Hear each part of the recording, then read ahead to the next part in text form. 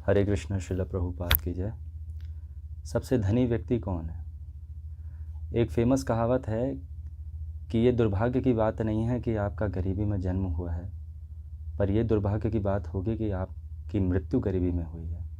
ऐसे कहावतों से प्रेरणा लेकर के लोग जीवन भर संघर्ष करते हैं और अत्यधिक धन कमाने की कामना से कर्म करते रहते हैं।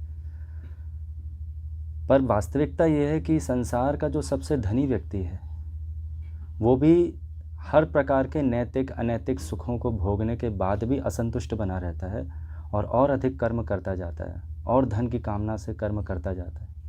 और उच्च पद पर पहुंचने पर लोग ये सोचते हैं कि उनका भय चिंताएं सब तरीके से ख़त्म हो जाएंगी, लेकिन फिर भी उनका भय ख़त्म नहीं होता। तो सारा जीवन अगर हमने इस तरह के संघर्ष किया है तो वास्तविकता में हमें सुख शांति कैसे प्राप्त हो सकती है?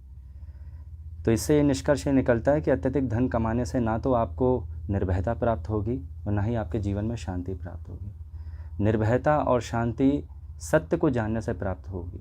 सत्य क्या है? सत्य ये है कि हम अपनी पहचान जानें कि हम वास्तव में हैं कौन।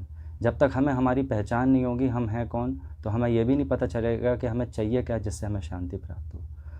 इसलिए भगवान गीता में जगह जगह बार बार अर्जुन को यही स्मरण कराते जा रहे हैं कि तुम आत्मा हो, तुम ये शरीर नहीं हो, तुम्हारा संबंध मुझसे है और तुम्हारे जीवन का लक्ष्य है अपने भूले हुए संबंध को पुनः स्मरण में ला करके मेरी सेवा करना।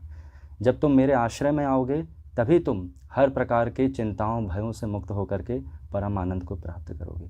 इसीलिए भगवान ने पूरे गीता को निष्कर्ष रूप में 18वें अध्याय के 66वें श्लोक में कह रहे हैं, सर्वधर्मान परित्यज्य माम एकम शरणम व्रज अहम त्वाम सर्व पापेभ्यो मोक्षयिष्यामि मा शुचा।